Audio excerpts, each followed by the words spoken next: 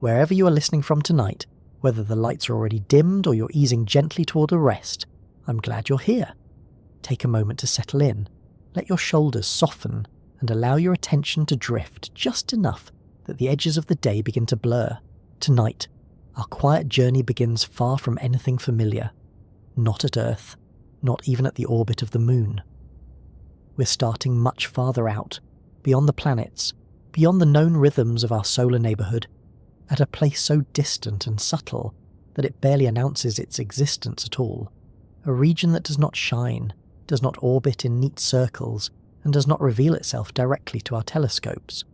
It is not a planet, not a star, and not a cloud in the way we usually imagine clouds, and yet it may be the largest structure the Sun has ever claimed as its own. This is the Oort Cloud. If that name already feels vague and a little mysterious, that is fitting. The Oort Cloud is less like a clearly drawn boundary and more like a suggestion. It is the Sun's quiet influence stretched thin across space, a distant population of icy objects that drift so far away that even gravity seems to speak to them in whispers rather than commands. When people ask how big the solar system really is, they often think of the planets, or perhaps the Kuiper Belt beyond Neptune, but those are only the inner districts of a much larger domain. Before we go any further, let me ask you something simple. Where are you listening from tonight, and what time is it there, in your corner of the world? It is interesting to think that while you're here, listening to words about distant space, you're also anchored to a very local moment, a particular hour, a specific place. And yet, the topic we are easing into stretches so far outward that even the idea of distance starts to feel unfamiliar. If you find this exploration calming, intriguing, or simply a pleasant companion as the day winds down, you can gently support this little pocket of quiet science by liking the video or subscribing. It helps more than you might think, and it allows this slow, unhurried way of talking about the universe to reach others who might appreciate it too. Now, let's begin to drift outward. Imagine standing somewhere far beyond the planets, so distant that the Sun no longer looks like a blazing disk, but like a bright star among many. At that distance, the warmth that once shaped worlds has faded into something barely noticeable.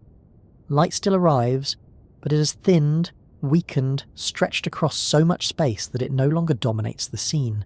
The solar wind, once strong enough to carve magnetic bubbles and sculpt planetary atmospheres, has slowed and dispersed. What remains is gravity, patient and persistent, holding on to whatever still remembers where it came from. This is where the idea of the Oort Cloud begins, not as a visible structure, but as a gravitational memory, a record of the Sun's early history, preserved in countless frozen fragments that never quite escaped and never quite stayed close. These objects are not arranged in a flat disk like the planets. They are not confined to a tidy ring.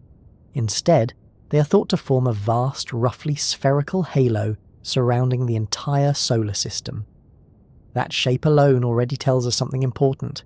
It suggests that whatever placed these objects here did not happen gently or neatly. The planets formed in a disk because they inherited the rotation of the cloud that collapsed to form the Sun.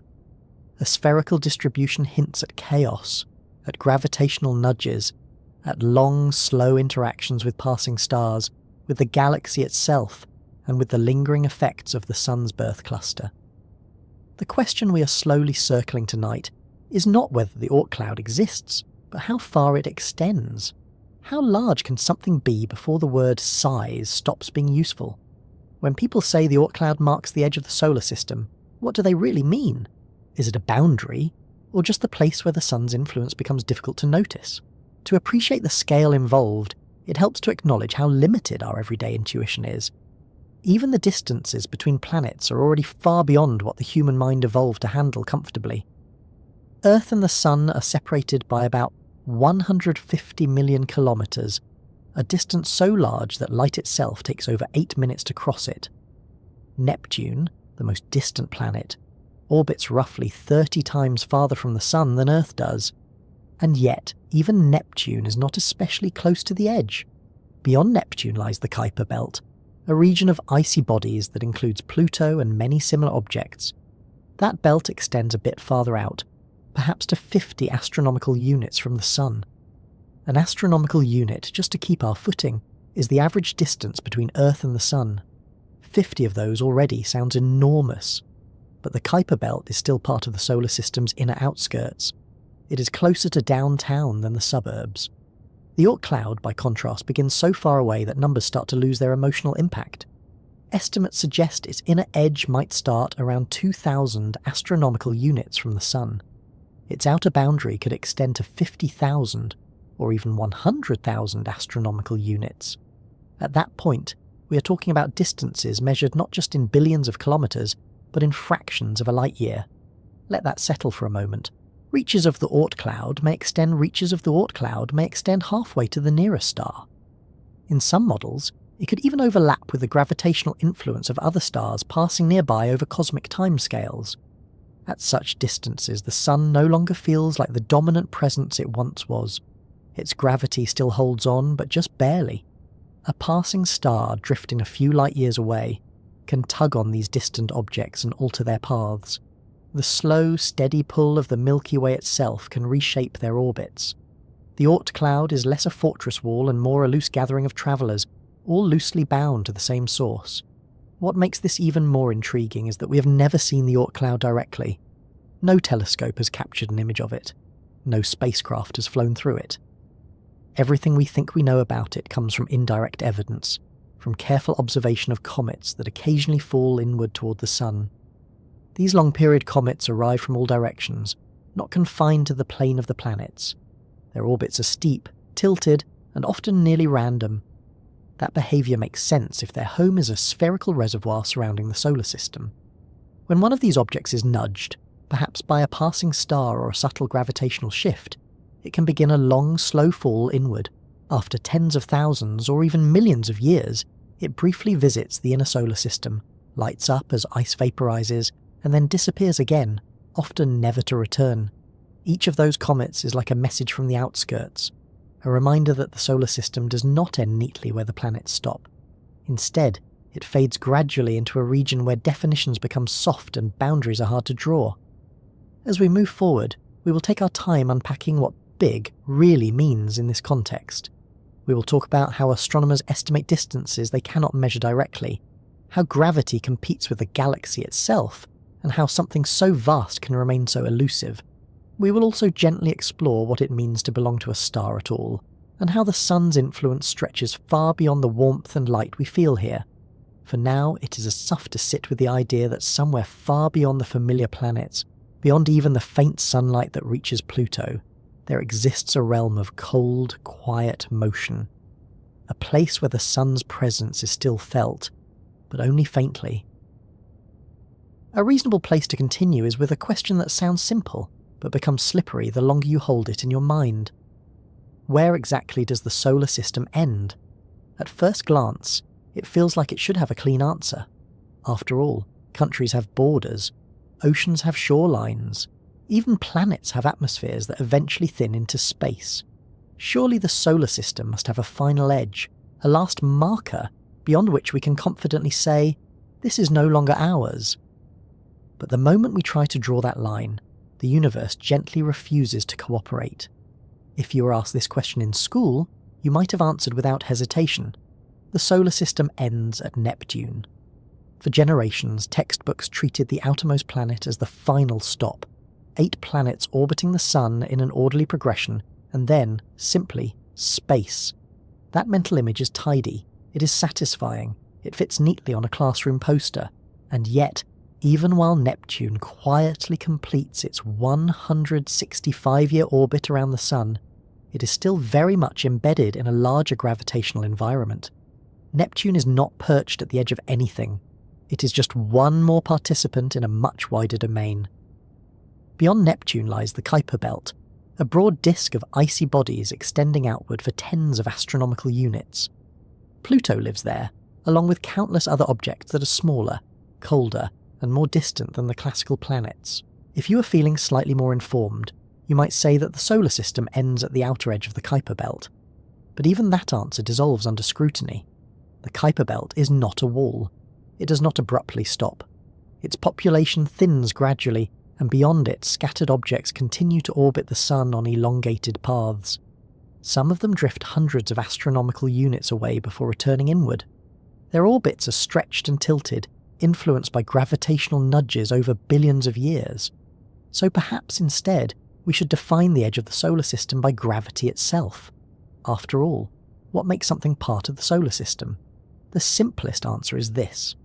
If it is gravitationally bound to the Sun, then it belongs to the Sun. That seems logical. Gravity is the Sun's most far-reaching influence. Light fades, solar wind weakens. But gravity, though it becomes weaker with distance, never quite disappears. In theory, it extends infinitely. In practice, it competes with other gravitational forces, especially those of nearby stars and the galaxy as a whole. This is where the concept of the Oort Cloud quietly re-enters the picture. The Oort Cloud represents the farthest known region where objects are thought to remain gravitationally bound to the Sun. These icy bodies orbit at distances so extreme that a single revolution around the Sun may take millions of years. Their paths are not confined to the flat plane of the planets. Instead, they are distributed in a vast spherical shell. If gravity defines ownership, then the outer edge of the Oort Cloud might be considered the outer edge of the solar system. But even here, things become complicated. The Sun does not exist in isolation. It orbits the centre of the Milky Way, travelling through a sea of other stars, gas clouds, and dark matter. As it moves, its gravitational influence is constantly being perturbed. Passing stars, even those that drift several light-years away, can tug on distant Oort Cloud objects. The collective gravitational field of the galaxy, known as the galactic tide, subtly reshapes their orbits over time. At some distance, the gravitational pull of the Sun becomes comparable to the gravitational pull of the galaxy itself. That region is sometimes referred to as the Sun's Hill sphere, or more specifically its gravitational sphere of influence within the galaxy. Estimates suggest that this sphere may extend roughly 1 to 2 light-years from the Sun. That is astonishingly far. The nearest star system, Alpha Centauri, lies about 4.37 light-years away. So the Sun's gravitational dominance may stretch nearly halfway to the nearest star. Notice the word dominance, not ownership, not exclusivity. Dominance implies competition. It means that beyond a certain distance, the Sun is no longer the primary gravitational authority. Instead, objects are influenced as much by the galaxy as by the Sun. So if we define the solar system as everything gravitationally bound to the Sun, then the edge might lie somewhere near the outermost reach of this gravitational sphere. And that is roughly where scientists believe the outer Oort Cloud resides. Yet there is another possible boundary, and this one has already been crossed by human technology. You may have heard of the heliosphere. This is the enormous bubble carved out by the solar wind, the steady stream of charged particles flowing outward from the Sun. As the solar wind expands in all directions, it pushes against the interstellar medium, the thin gas and plasma that fill the galaxy. The boundary where the solar wind slows down and begins to mix with interstellar material is called the heliopause.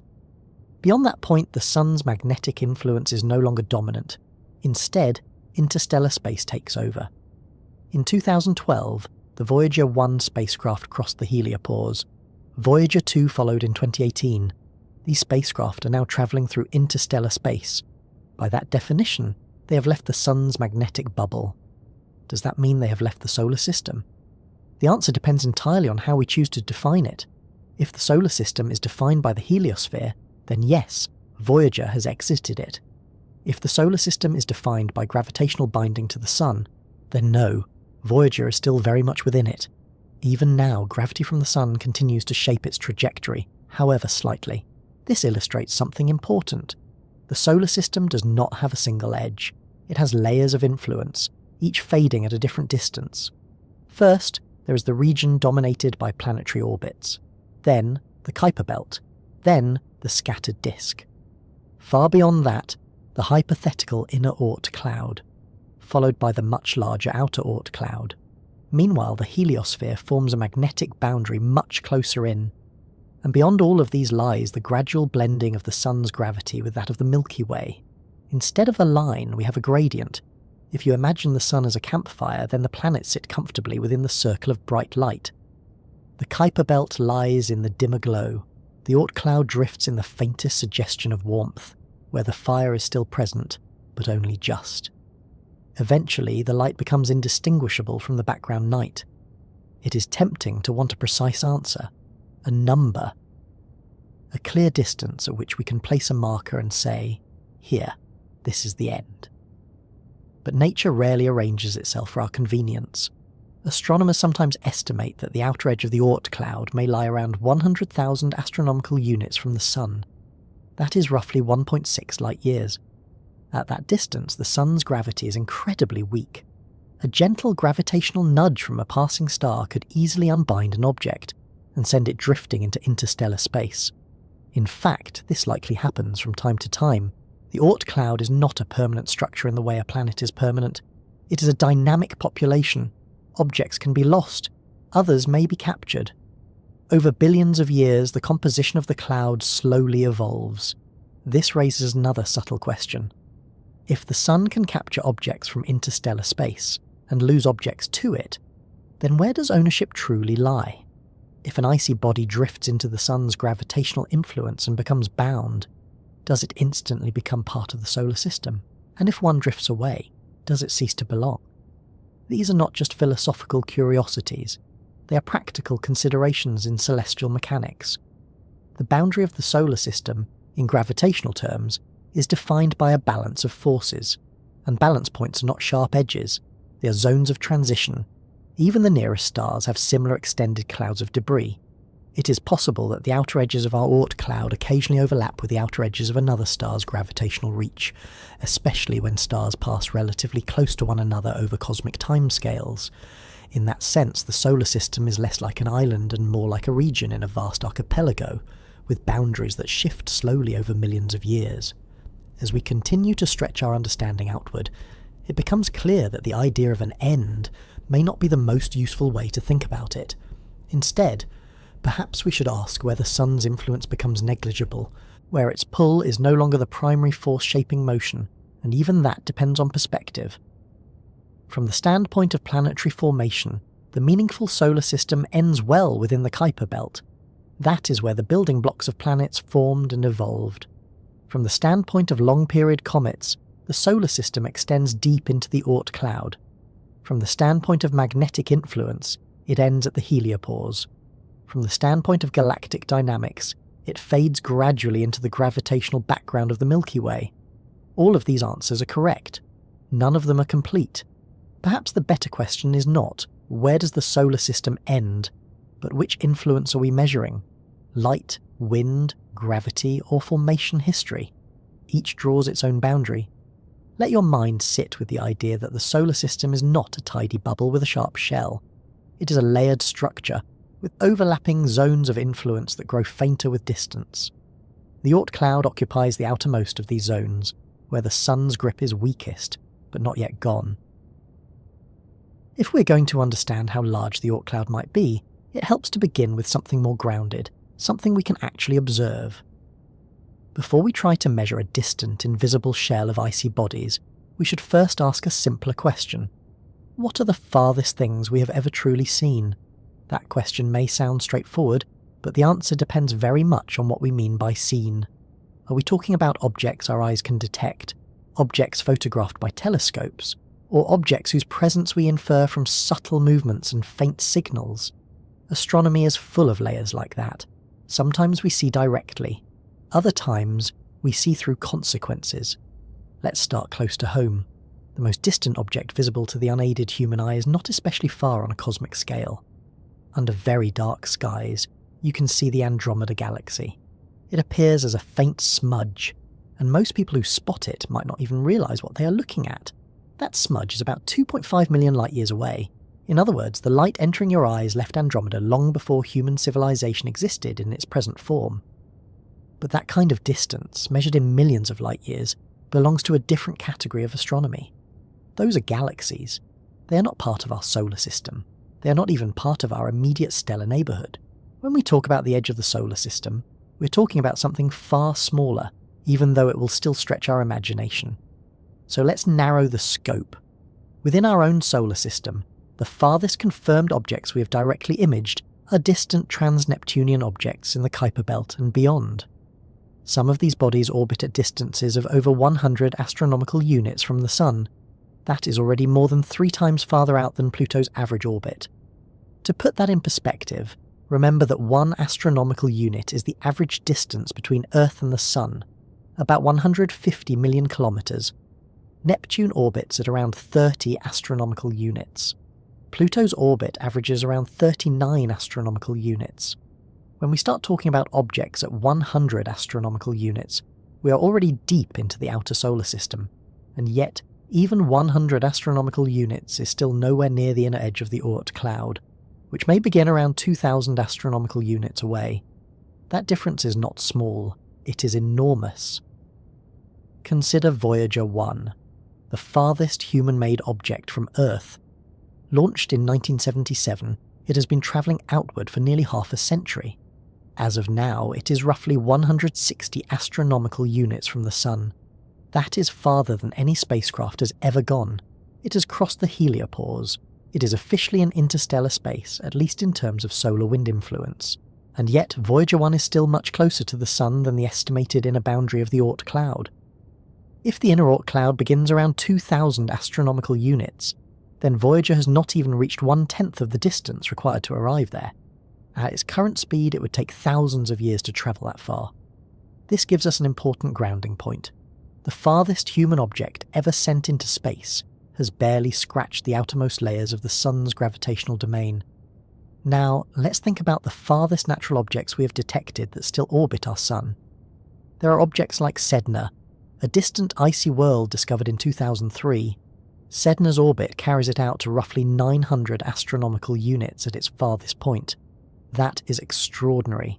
At its closest approach, it comes within about 76 astronomical units of the Sun, but most of its orbit lies far beyond the Kuiper Belt. Sedna is not alone. A handful of similar objects have been discovered with extremely elongated orbits that take them hundreds of astronomical units away. These bodies are often referred to as detached objects, because their orbits are not strongly influenced by Neptune or the other giant planets. Some astronomers suspect that these objects may belong to the inner Oort Cloud, sometimes called the Hills Cloud. If that is true, then Sedna and its cousins might be the closest representatives of the vast structure we're trying to understand. But even Sedna, impressive as it is, does not come close to the outer reaches of the Oort Cloud. This is where our sense of scale begins to stretch. The outer Oort Cloud may extend tens of thousands of astronomical units from the Sun. Some estimates suggest it could reach 50,000 astronomical units. Others suggest it may extend as far as 100,000 astronomical units. At 100,000 astronomical units, you're about 1.6 light-years from the Sun. Let's pause with that number. The nearest star system, Alpha Centauri, lies about 4.37 light-years away. So if the Oort Cloud extends to 1.6 light-years, then it stretches more than a third of the way to the nearest star. That means the farthest natural objects that are still gravitationally bound to our Sun may be drifting through space at distances where nearby stars exert comparable gravitational influence. Now, here is the crucial point. We have never seen one of these outer Oort Cloud objects directly. Not one. They are too small, too dark, and too distant. At those distances, even a large icy body reflects almost no sunlight back toward Earth. Our telescopes, powerful as they are, cannot detect individual Oort Cloud objects in their distant orbits. Instead, we detect them only when they are disturbed. Long-period comets provide the evidence. These are comets with orbital periods of tens of thousands or even millions of years. They arrive from all directions in the sky, not confined to the flat plane of the planets. Their trajectories suggest that they originate in a roughly spherical reservoir surrounding the solar system.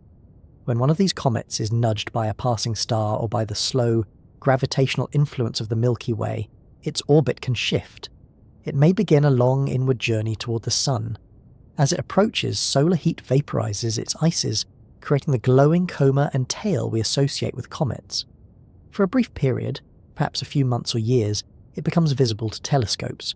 Then it swings back out into darkness, often not to return for hundreds of thousands of years. Each long-period comet is a messenger from the outskirts. It tells us that something vast and distant exists, even if we cannot see it directly. So when we ask about the farthest things we have ever seen, we must separate two categories. First, there are the farthest things we have directly imaged within the solar system. These include distant Kuiper Belt objects and a few detached objects like Sedna. These are located hundreds of astronomical units away. Second, there are the farthest objects whose existence we infer through gravitational evidence. These are the icy bodies of the Oort Cloud, stretching tens of thousands of astronomical units from the Sun. In terms of direct observation, our reach is still very limited. In terms of indirect inference, our understanding extends far beyond our cameras. This distinction is important. It reminds us that astronomy often works like detective work. We do not need to see every object to know that it exists. We can study the motions of comets, calculate their orbits backward in time, and determine that they likely originated from a distant spherical distribution. From those calculations, we can estimate how large that distribution must be. Another interesting comparison comes from looking beyond our solar system. Astronomers have observed debris disks around other stars. These disks are composed of dust and icy bodies, somewhat similar to our Kuiper Belt. In some cases, these disks appear to extend hundreds of astronomical units from their host stars. However, even with modern telescopes, we cannot directly observe Oort cloud-like structures around other stars. If they exist, they are simply too faint and too extended to detect easily. That means our own Oort cloud, if it exists as theorized, may be one of the largest structures associated with any star, and yet it remains invisible even to us. Returning to human-made exploration, it is humbling to realize how small our footprint still is. Voyager 1 and Voyager 2 are traveling outward at about 17 kilometers per second. That sounds fast, and by human standards it certainly is. But at that speed, reaching even 1,000 astronomical units would take many centuries. Reaching the inner edge of the Oort cloud at 2,000 astronomical units would take thousands of years. Reaching the outer edge at tens of thousands of astronomical units would take tens of thousands of years. No spacecraft currently planned or conceived could traverse the entire Oort cloud within a human lifetime. So when we talk about the farthest things we have ever seen, we must acknowledge that the Oort cloud represents a frontier beyond direct exploration. The farthest confirmed solar system object we have directly observed is still less than 1/10 of the distance to the inner Oort cloud. The farthest human-made object has not yet approached that region. And yet, gravitational evidence strongly suggests that a vast population of icy bodies occupies that space. In a way, this situation is similar to early ocean exploration. Sailors once knew that land existed beyond the horizon because of indirect signs, currents, birds, drifting vegetation. They did not see the distant continent, but they inferred it. We are in a similar position with the Oort cloud. We have not seen it directly. But the comets arriving from every direction serve as our drifting clues. What is the region like just beyond Neptune, where objects transition from the relatively structured disk of the Kuiper Belt into more scattered, elongated orbits?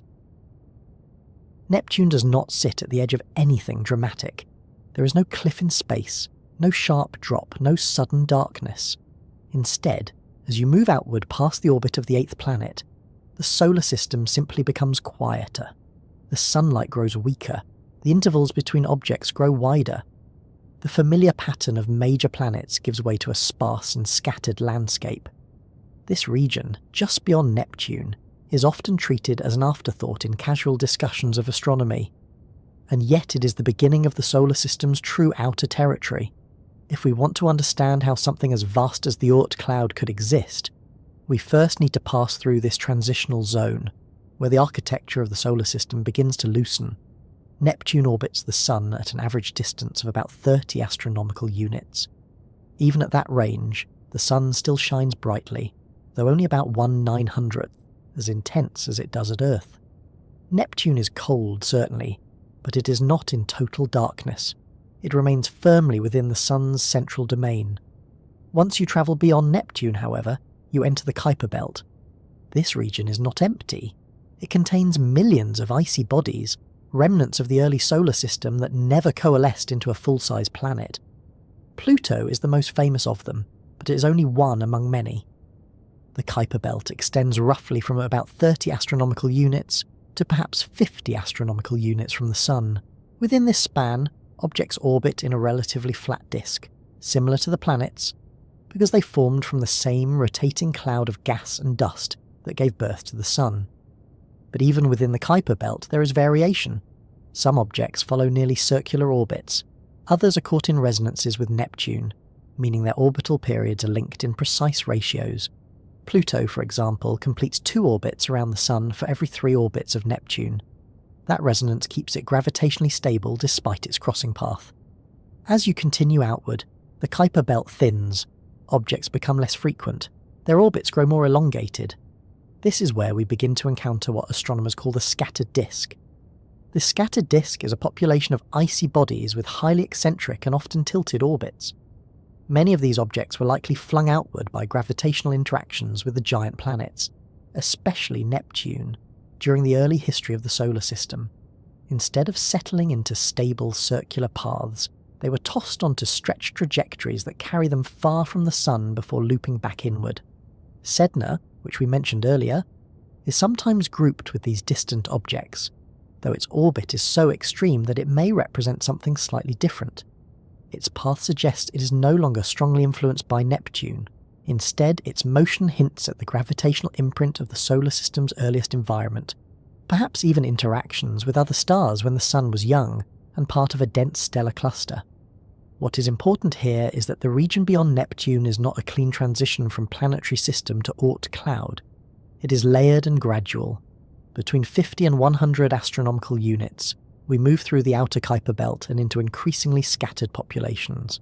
Between 100 and several hundred astronomical units, we find detached objects whose orbits are influenced less by the known planets and more by distant gravitational effects. This zone is sometimes called the extended scattered disk. It represents a kind of buffer region between the structured inner solar system and the distant spherical Oort Cloud. If you were travelling outward from the Sun, this region would feel different from the planetary zone. There would be no large planets looming nearby. The nearest substantial body might be hundreds of millions of kilometres away. The gravitational pull of Neptune would still be present, but much weaker. Sunlight at 100 astronomical units is about 10,000 times fainter than it is at Earth. The Sun would appear as an extremely bright star, but no longer as a dominating disk. Its warmth would be negligible. Temperatures would hover just a few dozen degrees above absolute zero, and yet, even here, you are nowhere near the Oort Cloud. This is one of the most surprising aspects of the solar system structure. The region that feels incredibly distant to us, beyond Neptune and even beyond the Kuiper Belt, is still relatively close compared to the vast halo that may surround everything. If the inner Oort Cloud begins around 2,000 astronomical units, then everything within the first few hundred astronomical units is essentially still part of the inner frontier. Let's pause with that comparison. From Earth to Neptune, about 30 astronomical units. From Neptune to the outer edge of the Kuiper Belt, perhaps another 20 astronomical units. From there to 100 astronomical units, a doubling of distance again, and yet, from 100 astronomical units to 2,000 astronomical units is another leap 20 times larger. The quiet frontier beyond Neptune is therefore not the outer boundary of the solar system. It is more like a long approach road leading towards something much more expansive. This transitional region also tells us something about how the Oort Cloud may have formed. In the early solar system, the giant planets were not necessarily in the positions they occupy today. Models of planetary formation suggest that Jupiter, Saturn, Uranus, and Neptune migrated over time. As they shifted, they scattered countless icy bodies outward. Some of those objects were flung completely free of the Sun's gravity and became interstellar wanderers. Others were placed on elongated orbits that extended thousands of astronomical units from the Sun. Over time, passing stars and the gravitational pull of the Milky Way itself altered those orbits further. Instead of remaining in a flat disk, the distant objects were gradually reshaped into a spherical distribution. In that sense, the quiet frontier beyond Neptune is like the launching ground of the Oort Cloud. It is where the scattering began. It is the region where gravitational interactions stretch the solar system outward. Even today, this region remains dynamically active. Objects in the scattered disk can still be perturbed. Some may eventually be nudged inward, becoming short-period comets. Others may be nudged outward, contributing to the distant reservoir. It is also worth noting that this frontier is where discussions of hypothetical objects often arise. The idea of Planet 9, for instance, emerged from observations of unusual clustering in the orbits of some distant trans-Neptunian objects. While Planet 9 has not been confirmed, the fact that such a hypothesis can exist reminds us how little we have directly observed in this region. The distances involved make detection difficult. Objects reflect very little sunlight. Their motion across the sky is slow. Large surveys are required to detect even relatively large bodies. This means that the region beyond Neptune is still being mapped. New objects are discovered regularly. Each discovery refines our understanding of the solar system's structure. But even as we push the boundary of observation outward, the Oort Cloud remains beyond direct reach. If we imagine the solar system as a city, then the planets are the busy downtown core. The Kuiper Belt is the outer suburbs, the scattered disk is the rural outskirts, and the Oort Cloud is a vast countryside extending far beyond, where homes are so widely spaced that neighbours may be separated by enormous distances. Yet all of it, from Mercury's orbit to the farthest icy body, is connected by gravity to the same star. The quiet frontier beyond Neptune teaches us something essential about scale. It shows that distance in space does not increase in gentle increments.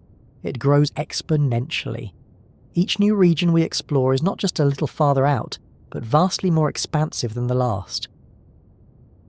It can be tempting to think of the Kuiper Belt as the final organised structure of the solar system, a broad ring of icy debris beyond Neptune where the last recognisable patterns still hold together. Compared to the vast emptiness beyond, the Kuiper Belt feels almost familiar. Objects orbit in roughly the same plane as the planets.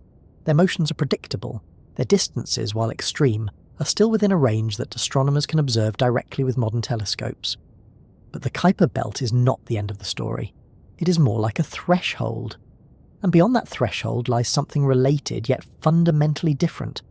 Something that shares the same raw materials, the same icy origins, but exists on a scale that dwarfs the Kuiper Belt entirely. This is where the Oort Cloud earns its reputation as the Kuiper Belt's distant cousin. The connection between the two is not immediately obvious if you only look at their locations. The Kuiper Belt is a flattened disk, extending from about 30 to roughly 50 astronomical units from the Sun, with some scattered members reaching farther. The Oort Cloud, by contrast, is thought to form a vast spherical shell beginning thousands of astronomical units away and extending tens of thousands more. One is relatively compact and structured. The other is diffuse and enormous, and yet they are linked by origin. Both the Kuiper Belt and the Oort Cloud are made primarily of icy remnants from the early solar system. These are bodies composed of water ice, frozen gases like methane and ammonia, and rocky material. They are leftovers from planet formation, pieces that never became part of a full-size planet. Early in the solar system's history, the region beyond the forming giant planets was filled with such material. There was far more mass than we see today. Over time, gravitational interactions reshaped that population dramatically. The Kuiper Belt represents the portion of that material that remained relatively close to the plane of the planets and avoided being flung too far outward. Its members are survivors of a chaotic youth, but they are survivors that stayed within a few dozen astronomical units of the Sun. The Oort Cloud, on the other hand, is thought to contain the objects that were scattered much more violently. When the giant planets formed, especially Jupiter and Saturn, their immense gravity acted like a gravitational slingshot. As icy bodies passed near these planets, they could gain or lose energy. Some were sent inward, others were ejected from the solar system entirely, and a significant fraction were flung outward onto extremely elongated orbits. At first, these scattered objects likely followed paths that still lay close to the plane of the planets, but over time, other forces came into play. Passing stars, the slow pull of the Milky Way's gravity, and the cumulative effect of billions of years of subtle perturbations gradually altered those orbits. The result was a transformation. What began as a flattened disk of debris slowly evolved into a roughly spherical distribution. Orbits tilted, paths randomized, the memory of the original plane faded. In that sense, the Oort Cloud can be thought of as the Kuiper Belt's distant cousin not only because of shared composition, but because of shared ancestry. They are siblings separated by circumstance. One stayed relatively close, shaped primarily by the gravity of the Sun and the outer planets. The other was cast far outward and reshaped by influences beyond the solar system itself. This relationship helps explain one of the most important differences between the two regions: directionality. Objects in the Kuiper Belt orbit in roughly the same direction and plane as the planets. Their motion reflects the rotation of the original protoplanetary disk from which the solar system formed. Objects from the Oort Cloud, by contrast, arrive from all directions. Long-period comets appear in the sky at any inclination. Some plunge in from above the plane of the planets, others arrive from below. This isotropic distribution is one of the strongest pieces of evidence for the Oort Cloud's spherical shape. It is also what distinguishes Oort Cloud comets from short-period comets, which typically originate in the Kuiper Belt and follow orbits closer to the planetary plane. So while the Kuiper Belt and the Oort Cloud share material and history, their present-day behaviour reflects very different dynamical environments. Another way to appreciate their relationship is through scale. The Kuiper Belt is large by human standards. Its width alone spans billions of kilometres, and yet, compared to the Oort Cloud, it is a small inner feature. If the Kuiper Belt extended out to 50 astronomical units, then the inner edge of the Oort Cloud may begin at around 2,000 astronomical units. That is 40 times farther out. The outer edge of the Oort Cloud could lie at 50,000 astronomical units or more. That is 1,000 times farther than the Kuiper Belt's outer boundary. Imagine a map where the Kuiper Belt is a thin ring just beyond the planets, while the Oort Cloud is a faint haze stretching nearly halfway to the nearest star. The difference is not just one of distance, but of volume. The volume enclosed by a spherical shell increases dramatically with radius. Even if the Oort Cloud is extremely sparse, containing objects separated by enormous distances, the sheer size of the region means it could hold an immense number of bodies. Some estimates suggest the Oort Cloud may contain trillions of icy objects. Others propose numbers in the hundreds of billions. Either way, it likely outweighs the Kuiper Belt in total population by a wide margin. And yet, because its members are so widely dispersed, the Oort Cloud feels emptier. The Kuiper Belt, though smaller, is denser. Objects there are closer together.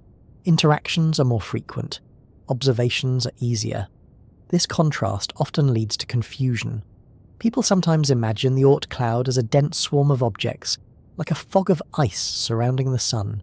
In reality, it is more like a vast and nearly empty volume, where individual objects are separated by distances comparable to the distance between planets. If you were somehow placed inside the Oort Cloud, you might not see anything at all.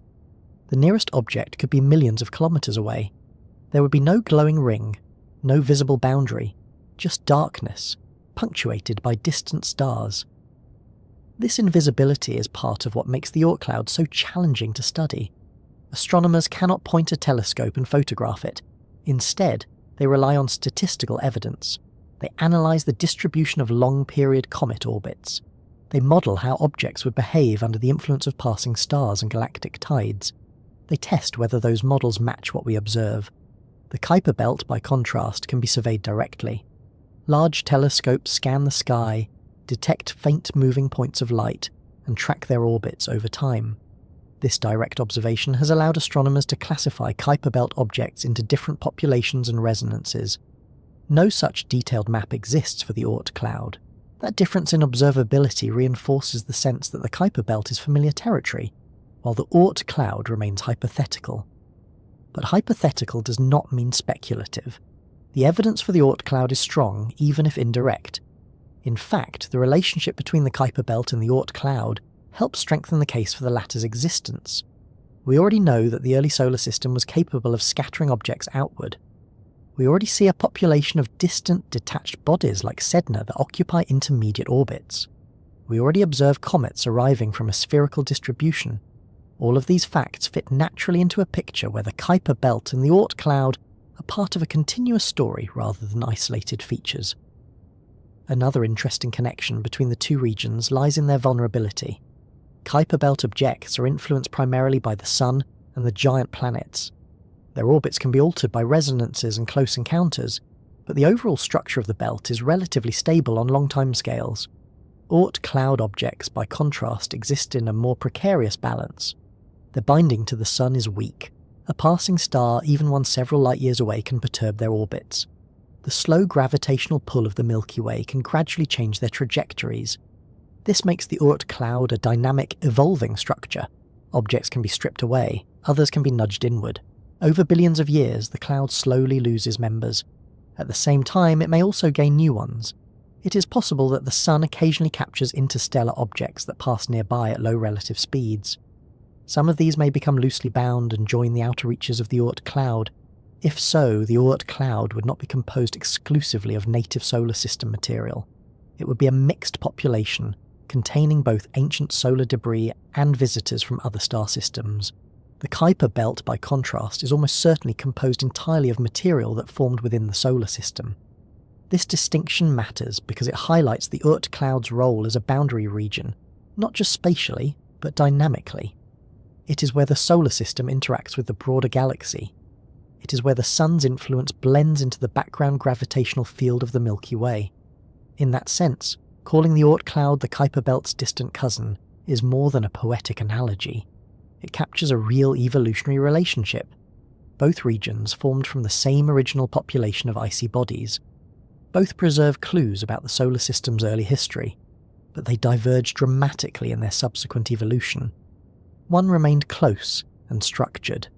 The other was cast outward and reshaped by forces far beyond the planets. How did astronomers first suspect that a spherical halo of icy bodies existed at all? What clues led them to propose something so immense even before they could see it? Long before anyone spoke confidently about a vast spherical halo surrounding the Sun, astronomers were puzzled by something much smaller and far more dramatic: comets. Comets have a way of capturing attention. They appear suddenly, grow bright, stretch luminous tails across the sky, and then vanish again into darkness. For most of human history, they were treated as omens or unpredictable visitors. It was only with the development of precise telescopic observations and orbital calculations that their motions began to make sense. By the early 20th century, astronomers had already determined that many comets follow highly elongated orbits around the Sun. Some return every few decades. Halley's Comet, for instance, has an orbital period of about 76 years. These shorter period comets generally travel in orbits that lie near the plane of the planets, suggesting that they originate from a flattened disk-like region. But there was another category that did not fit so neatly into that pattern. These were the long-period comets. Their orbits are stretched almost to the breaking point. Some take tens of thousands of years to complete a single journey around the Sun. Others may require millions of years, and unlike the short-period comets, they arrive from all directions. That detail turned out to be crucial. If you map the inclinations of long-period comets, you do not see a concentration near the plane of the planets. Instead, their orbits appear randomly oriented. Some dive in from above the solar system, others approach from below. Their paths form a roughly spherical distribution around the Sun. By the mid-20th century, this pattern demanded explanation. Enter Jan Oort. Jan Oort was a Dutch astronomer, born in 1900, whose work spanned many areas of astronomy. He is perhaps best known for contributions to galactic structure, but in 1950 he turned his attention to the puzzling behaviour of long-period comets. At that time, astronomers had compiled enough cometary orbits to begin searching for patterns. Oort noticed something curious. When he calculated the original orbits of long-period comets, adjusting for the gravitational influence of the planets, he found that many of them had extremely large semi-major axes. In other words, their average distances from the Sun were enormous. More intriguingly, many appeared to be arriving on orbits that were only barely bound to the Sun. Their orbital energies suggested that they originated from very far away, from a reservoir so distant that the Sun's gravitational hold was extremely weak.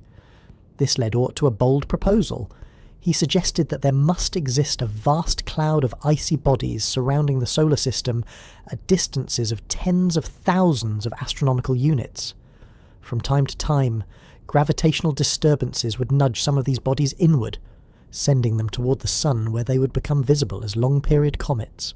This hypothetical structure would explain several key observations at once. First, it would account for the nearly spherical distribution of cometary inclinations. If comets originate in a spherical cloud, then they would approach the Sun from all directions.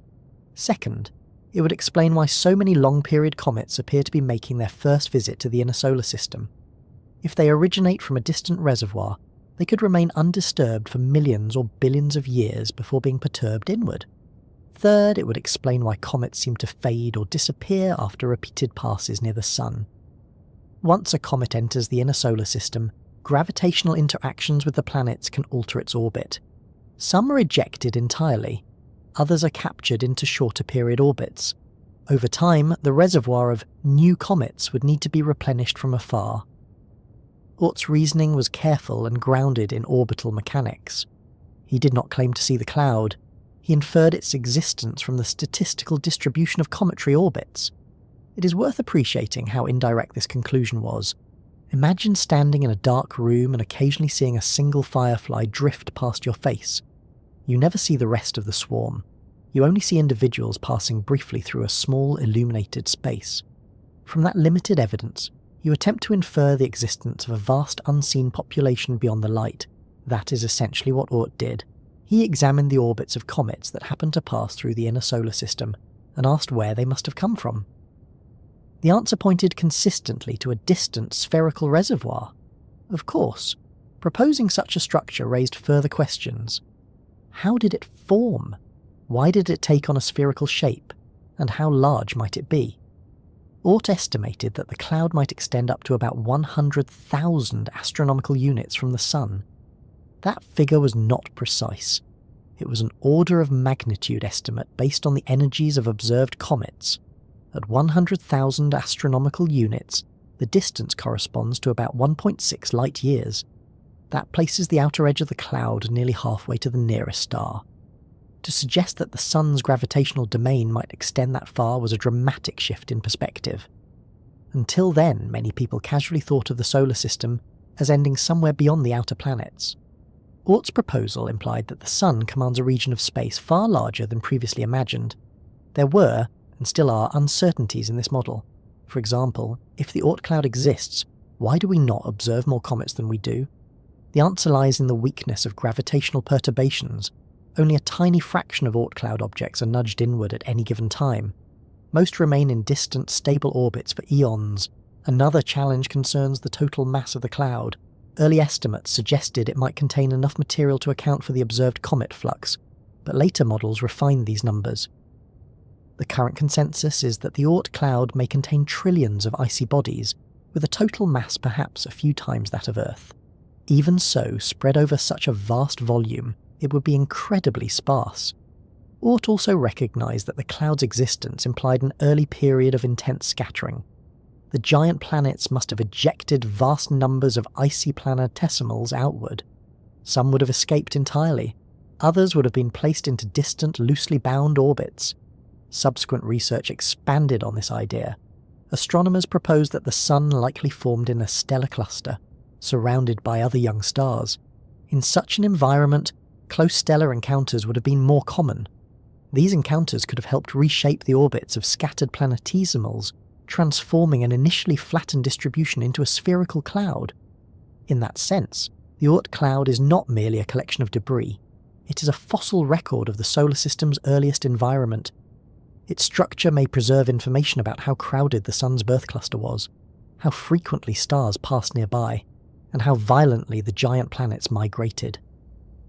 Jan Oort's original paper did not answer all of these questions. It simply provided a compelling framework that tied together the mystery of long-period comets. Over the decades, that framework has been refined, challenged, and strengthened. Numerical simulations of planetary formation now routinely produce distant clouds of icy bodies when giant planets scatter planetesimals outward. Observations of exoplanetary systems suggest that such scattering may be common. Yet despite decades of research, no telescope has ever imaged the Oort cloud directly. Its existence remains inferred rather than observed. That fact makes Oort's insight all the more impressive. From a set of orbital calculations and statistical patterns, he proposed one of the largest known structures associated with any star. He effectively expanded the scale of the solar system by orders of magnitude, using nothing more than careful reasoning and the paths of icy visitors. When we talk about how big the Oort cloud really is, we are building on that foundation. We are taking the faint hints provided by long-period comets and asking how far outward the Sun's gravitational reach might extend. We are considering the delicate balance between solar gravity, passing stars, and the Milky Way's tidal forces. If it is indeed spherical, How spherical is it?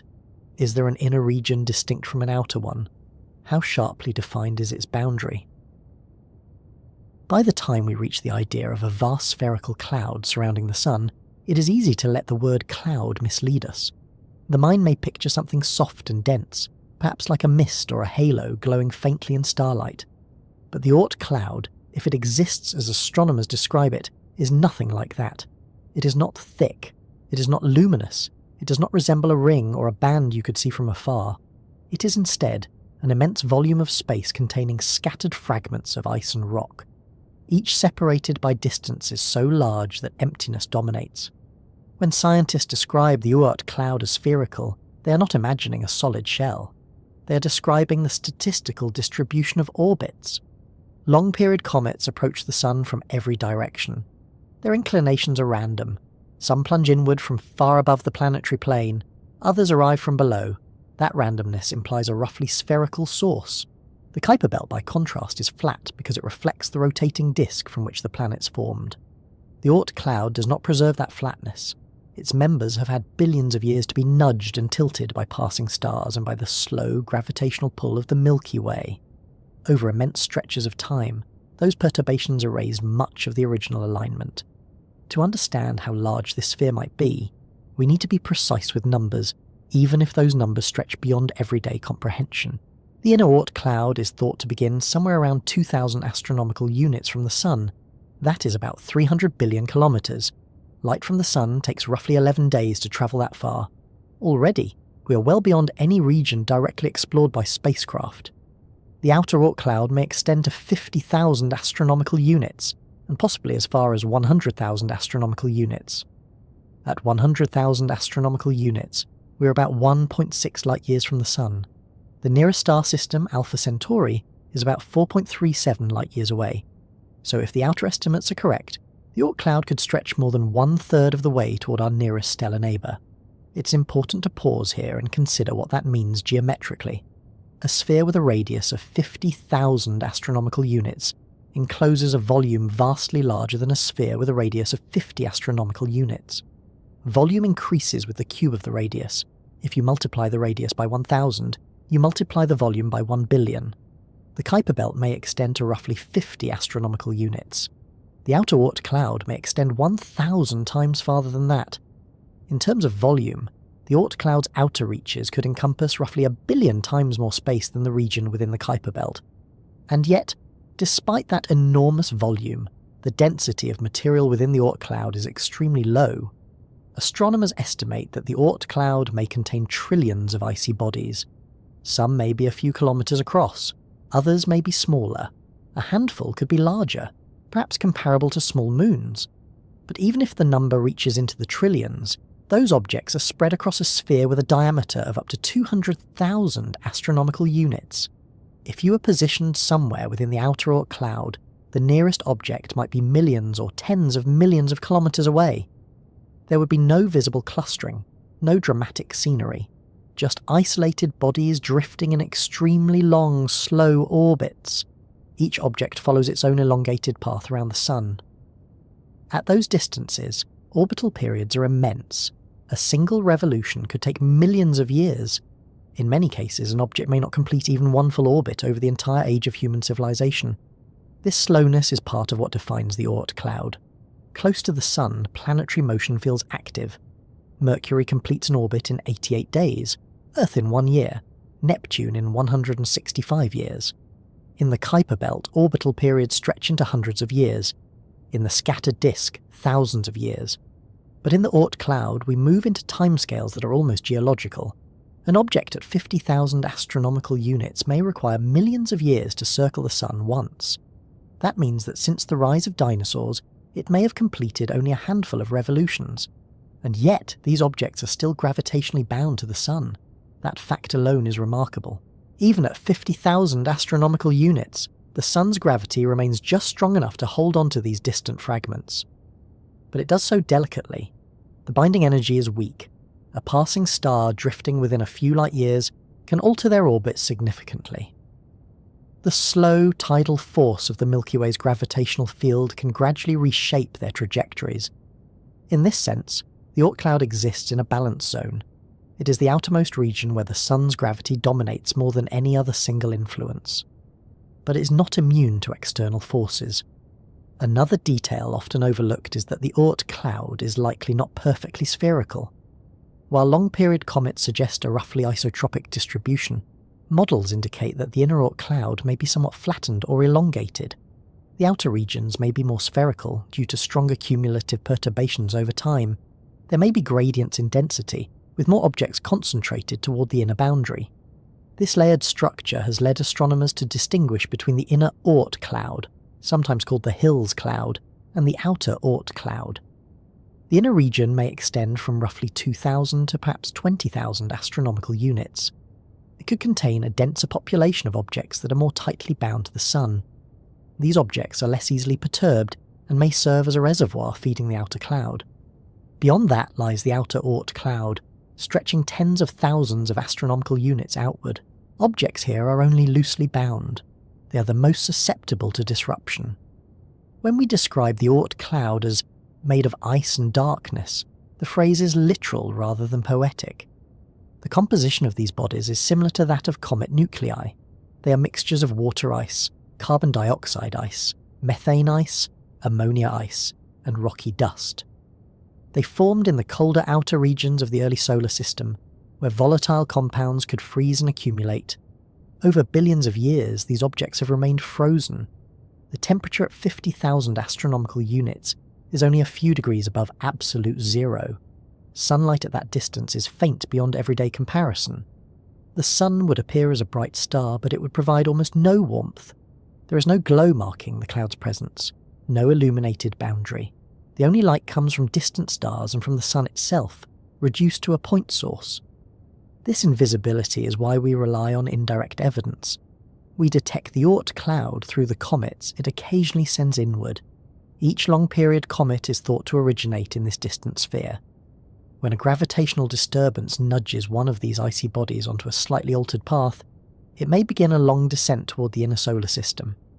As it approaches within a few astronomical units of the Sun, its ices vaporize, forming a coma and tail. It becomes visible. We measure its orbit. We trace its path backward, and often that backward path points to a source tens of thousands of astronomical units away. The distribution of these orbits is what defines the sphere. Another interesting aspect of the Oort Cloud structure involves its interaction with the galaxy. The Milky Way exerts a tidal force on objects within the solar system. This galactic tide is extremely weak compared to the Sun's gravity near the planets. But at distances of tens of thousands of astronomical units, the galactic tide becomes significant. It can slowly stretch and reshape the orbits of Oort Cloud objects.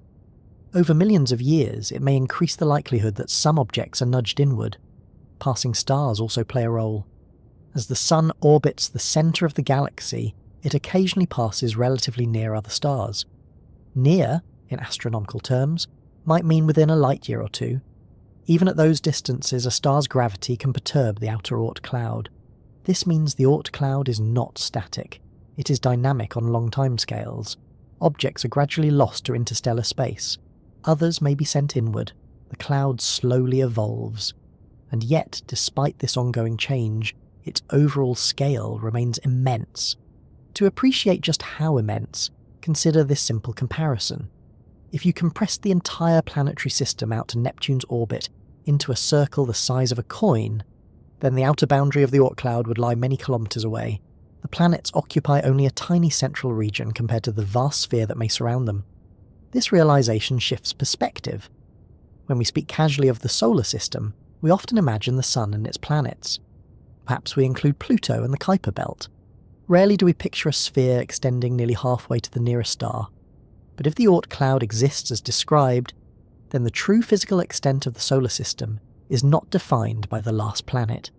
It is defined by the farthest icy body still bound to the Sun, and that boundary may lie more than a light year away. Trying to answer how big the Oort Cloud really is forces us into a more uncomfortable question first. What do we actually mean when we say something is big? On Earth, size is intuitive. A mountain is big because you can see it rising above the horizon. An ocean is big because crossing it takes days. Even a planet, though vast, can be compared to something tangible. You can say Jupiter is 11 times wider than Earth, and that ratio has meaning because both are objects we can imagine as spheres.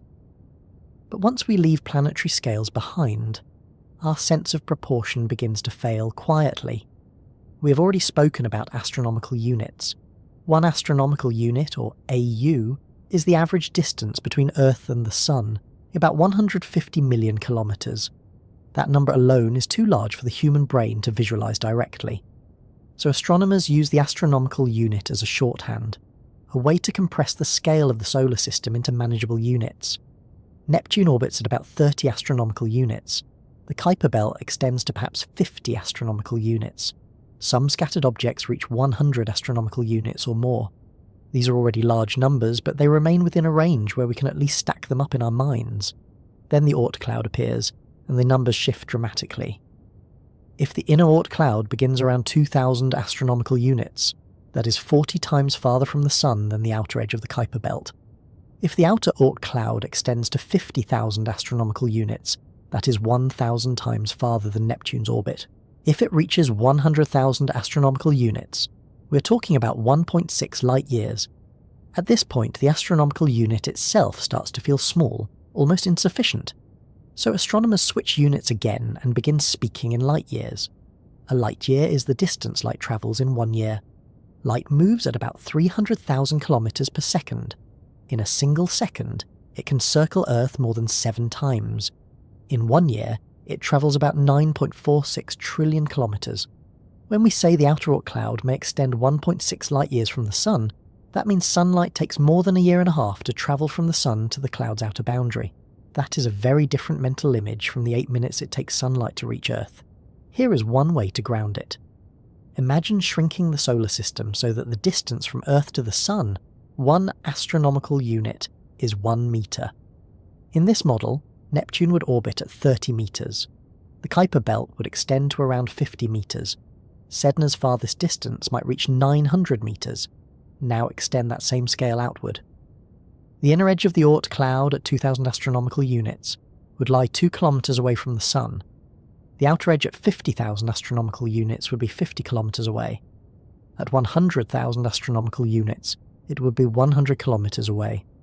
On this scale, the entire planetary system fits comfortably inside a small park. The Oort cloud stretches across a region larger than a city.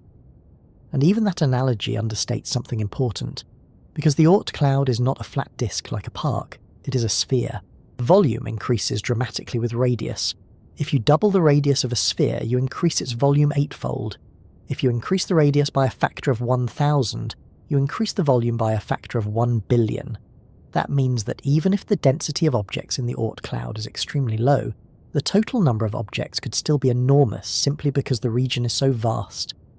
Some models estimate there could be hundreds of billions or even trillions of icy bodies in the Oort cloud. These numbers are uncertain, but they are consistent with the rate at which long-period comets appear in the inner solar system. Now, here is the subtle part. When people hear that the Oort cloud may extend nearly halfway to the nearest star, they sometimes imagine a smooth gradient of solar influence that fades neatly into interstellar space. In reality, the boundary is not sharp. The Sun's gravity decreases with distance according to an inverse square law. That means if you double your distance from the Sun, its gravitational pull becomes 4 times weaker. At tens of thousands of astronomical units, the Sun's pull is extremely faint, but it is still present. At some distance, however, the gravitational pull of the Milky Way becomes comparable. The Sun orbits the centre of the galaxy at roughly 220 kilometers per second. As it does so, it experiences tidal forces from the galaxy's mass distribution. These galactic tides can gradually alter the orbits of Oort cloud objects. Passing stars can do the same, so when we ask how big the Oort cloud is, we're really asking how far outward the Sun's gravitational dominance extends before it becomes overwhelmed by other influences. Estimates of 50,000 to 100,000 astronomical units are based on this balance. Inside that range, most objects are still more strongly bound to the Sun than to the galaxy. Beyond that range, objects are more easily stripped away. The boundary is therefore statistical rather than physical. This is different from the surface of a planet, where there is a clear transition from solid ground to atmosphere, and then to space. In the case of the Oort cloud, there is no visible edge. there is only a gradual thinning of bound objects until their numbers become negligible.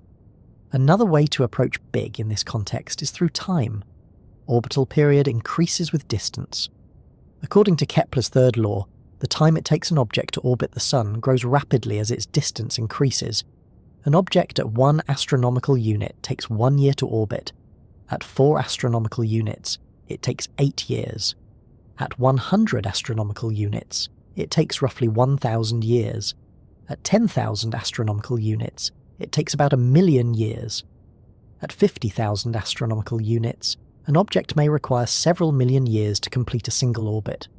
That means that if you could watch the Oort Cloud in accelerated time, you would see an extremely slow choreography.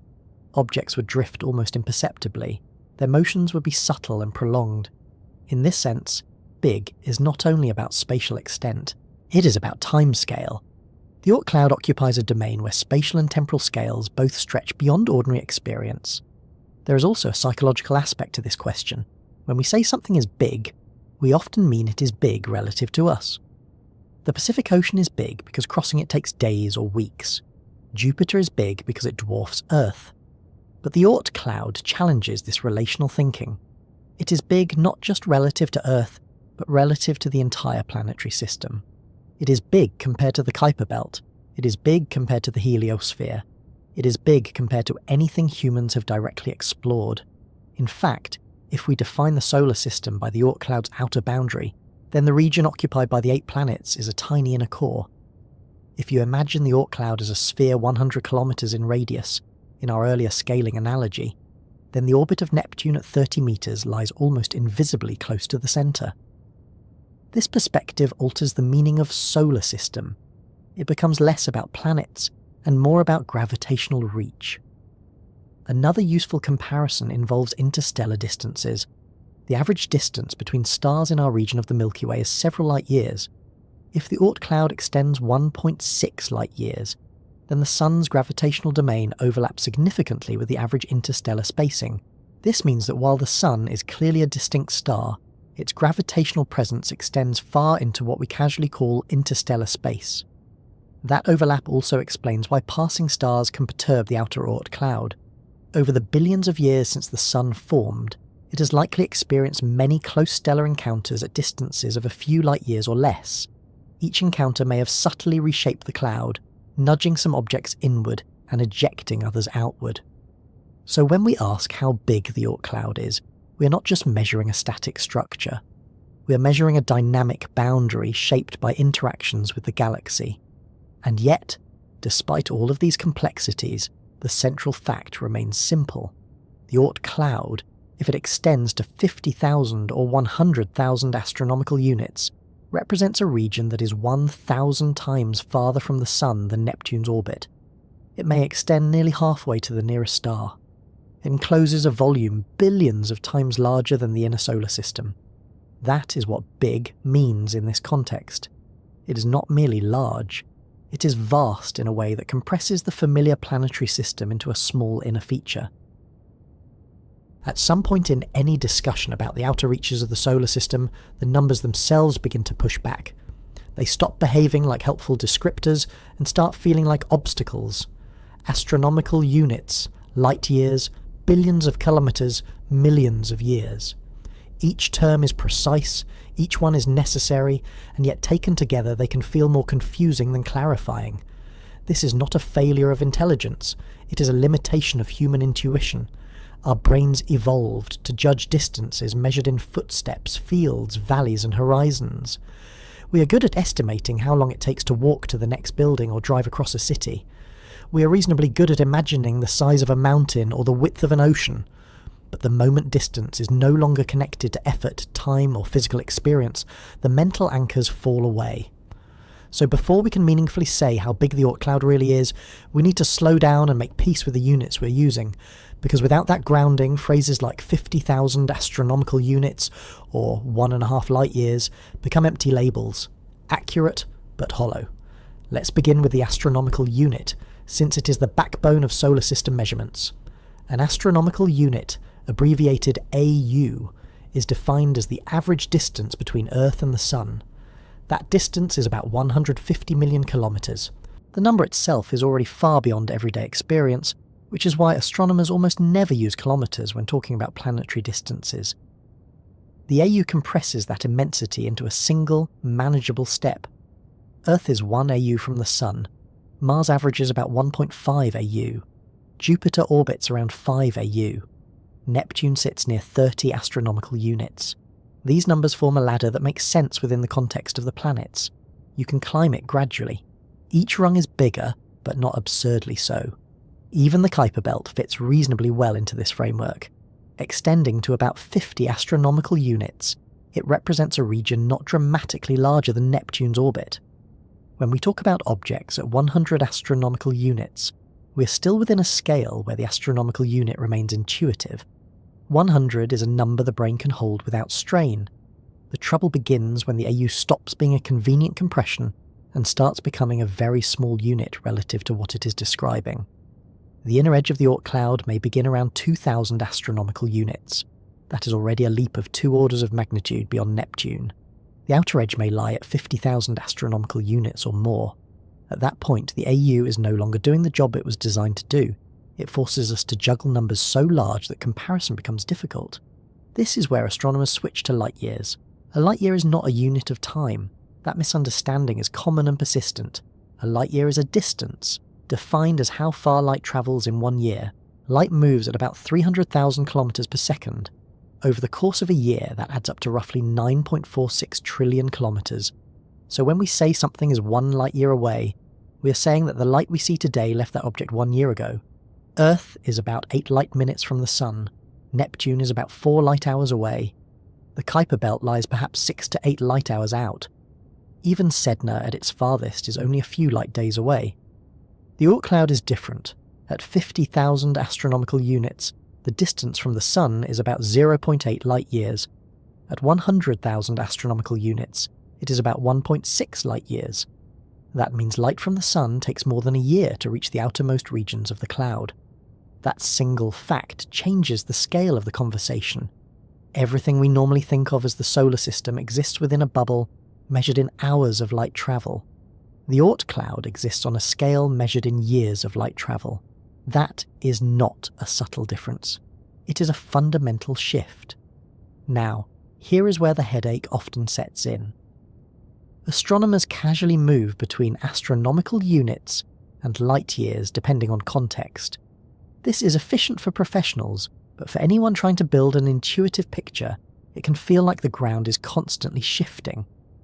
One moment we are counting in tens, the next in tens of thousands. Then suddenly we are talking about fractions of a light year. To make matters worse, light years are more commonly associated with distances between stars and galaxies. When people hear light year, they tend to think they are no longer talking about the solar system at all. And yet the Oort cloud forces us to use stellar scale units to describe something that still belongs gravitationally to the Sun. That alone should signal just how unusual this structure is. Another source of confusion lies in the way these units relate to time. When you hear that an object is 1 light year away, you might instinctively associate that with a year of travel. But nothing humans have ever built moves anywhere close to the speed of light. Voyager 1, the fastest spacecraft ever launched relative to the Sun, travels at about 17 kilometers per second. At that speed, it would take roughly 18,000 years to travel 1 light year. So when we say the Oort cloud may extend 1.6 light years from the Sun, we're also saying that reaching its outer edge at Voyager's speed would take on the order of 30,000 years. That is longer than the entire span of recorded human history. This is why analogies are often used, but analogies come with their own problems. One common analogy shrinks the solar system down so that the Sun is the size of a marble. In that model, Earth might orbit a few meters away. Neptune would orbit tens of meters away. The Kuiper Belt might extend out to the edge of a football field. The Oort cloud, in the same model, would stretch for kilometers. That is helpful, but only up to a point. Because even kilometers are distances we can physically traverse. You can walk a kilometer in 10 minutes. You can drive it in seconds. That sense of effort undermines the analogy. Another approach is to think in terms of density. The planetary region feels crowded because planets are relatively close together compared to the size of their orbits. The Kuiper Belt feels sparse but still structured. The Oort cloud is sparse to an extreme degree. Objects are separated by distances that dwarf the size of the objects themselves. This sparsity is part of what makes the Oort cloud difficult to imagine as a cloud at all. It is not a fog. It is not a swarm. It is more like a collection of distant islands in a vast ocean of emptiness. When astronomers estimate the size of the Oort cloud, they are not drawing a hard boundary. They are identifying a region where the probability of finding sun-bound objects drops off sharply. Inside the inner Oort cloud, objects are relatively more stable. Beyond the outer Oort cloud, the sun's gravitational hold is so weak that objects are easily stripped away by galactic tides or passing stars. That transition does not occur at a single distance. It occurs over a range. This is why you will see different numbers quoted in different sources. Some will say 50,000 astronomical units. Others will say 100,000 astronomical units. Some will give values in light years. None of these are wrong. They are describing a fuzzy boundary using different criteria. The headache comes from expecting precision where the universe offers gradients. Another mental trap involves volume versus radius. When we hear that the Oort cloud extends 1,000 times farther than the Kuiper Belt, we might assume it is 1,000 times bigger. But that intuition ignores volume. A sphere with a radius 1,000 times larger has a volume 1 billion times greater. This means that even if the Oort cloud contains only a modest increase in total mass compared to the Kuiper Belt, it occupies an incomprehensibly larger region of space. This is why the Oort cloud can be both enormous and nearly empty at the same time, and this is where units alone fail us. Saying 1 billion times the volume does not help unless you have a reference for what that volume means. Without a way to anchor the concept, the phrase simply floats past the mind. Another source of confusion arises when people mix up observational reach with physical extent. We can see galaxies billions of light years away. That does not mean we can easily see objects 1 light year away if those objects are small and dark. The Oort cloud sits in an awkward observational regime. It is extremely close compared to galaxies, but extremely faint and diffuse. Its members do not emit light. They reflect almost none. They are invisible against the background of stars. So when people hear that astronomers can see billions of light years away, but cannot see the Oort cloud, it feels contradictory. It is not. Visibility depends on brightness, size and contrast, not just distance. A galaxy contains hundreds of billions of stars. Even from millions or billions of light years away, their combined light is detectable. An icy body a few kilometers across at 50,000 astronomical units reflects almost nothing. Distance is not the limiting factor. Signal strength is. Understanding this helps clarify why the Oort cloud remains hypothetical rather than observed directly. Another subtle headache comes from the way language frames ownership. We speak of the Oort cloud as part of the solar system. That suggests a sense of inclusion.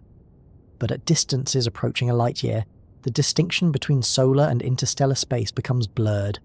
Objects at the outer edge of the Oort cloud are only weakly bound to the Sun. Their orbits can be altered significantly by galactic tides.